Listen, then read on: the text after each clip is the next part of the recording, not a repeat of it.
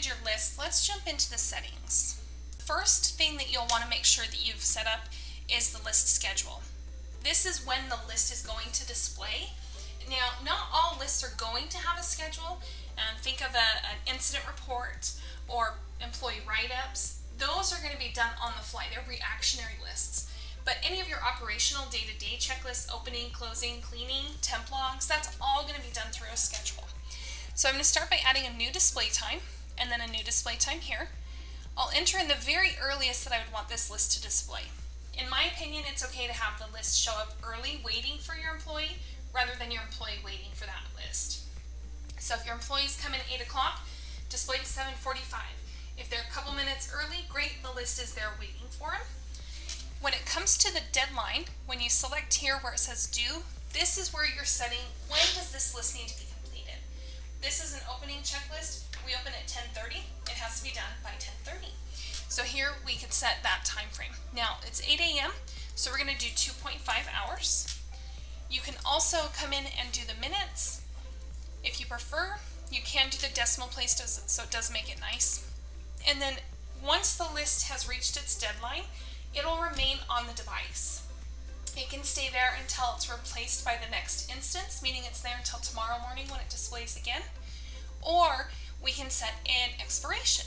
So here, how long after the list is due do you want this list to expire, meaning it's going to drop off the device and they can't access it anymore. They can't complete the list any further from there.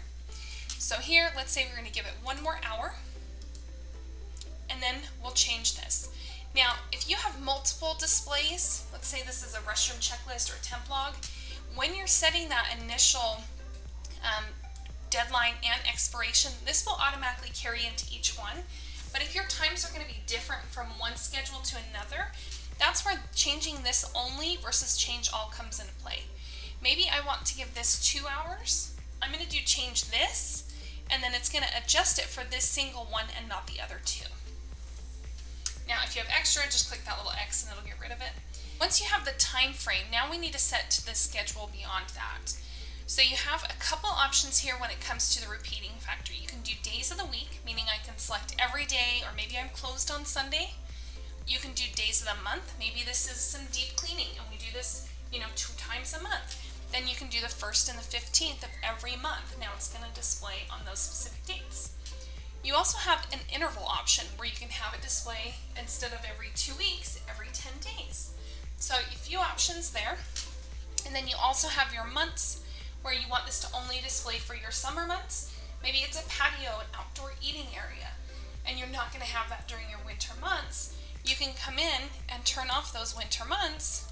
That way it's only displaying when people are actually going to be utilizing it. You also can establish a range here where you can say from this particular date until this particular date. This is really great for like amusement parks or seasonal places where they're only open from this date to this date, and you can enter that in, and the list will only display when they're actually open and operating. Once you have that set, you can just click done.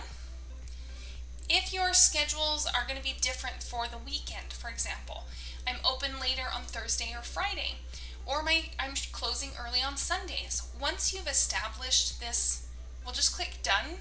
You can create a new display time for the different hours on those different days. So you can have multiple displays within a day and multiple schedules during your week. Just like any changes that you make on the settings page, be sure to select save up here in the top right hand corner once all of your changes are